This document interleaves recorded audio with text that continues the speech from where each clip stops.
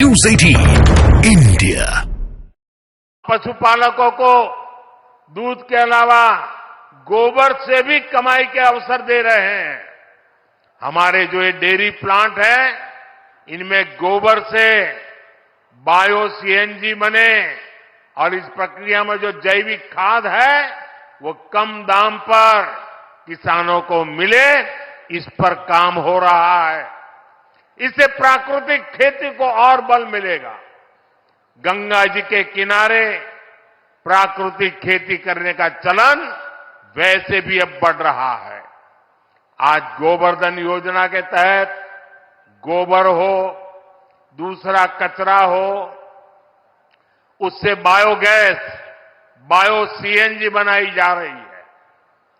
इससे साफ सफाई भी रहती है और कचरे का पैसा भी मिलता है।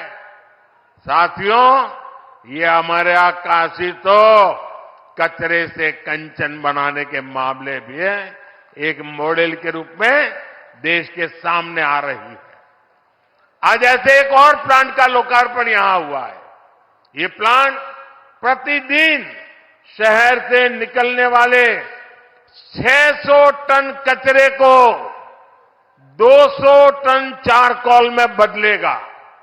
सोचिए, यही कचरा अगर कहीं किसी मैदान में फेंकते रहते तो कूड़े का कितना बड़ा पहाड़ बन जाता। काशी में सीवेज की व्यवस्था को बेहतर बनाने के लिए अनेक काम हुए हैं। साथियों, किसान और पशुपालक हमेशा से भाजपा सरकार की सबसे बड़ी प्राथमिकता रहे हैं। 2 दिन पहले ही सरकार ने गन्ने के न्यूनतम मूल्य को बढ़ाकर 340 रुपये प्रति क्विंटल कर दिया है। पशुपालकों के हित को ध्यान में रखते हुए पशुधन बीमा कार्यक्रम को भी और आसान किया गया है। आप पूर्वांचल का उस समय याद करा, गन्ना के भुगतान के लिए पहले वाला सरकार कितना मिन्नत करवात रहे, लेकिन अब ये भाजपा की सरकार है। किसानों के बकाये का भुगतान तो हो ही रहा है, फसलों के दाम भी बढ़ाए जा रहे हैं। भाइयों और बहनों, विकसित भारत का निर्माण आत्मनिर्भर भारत के बल पर होगा।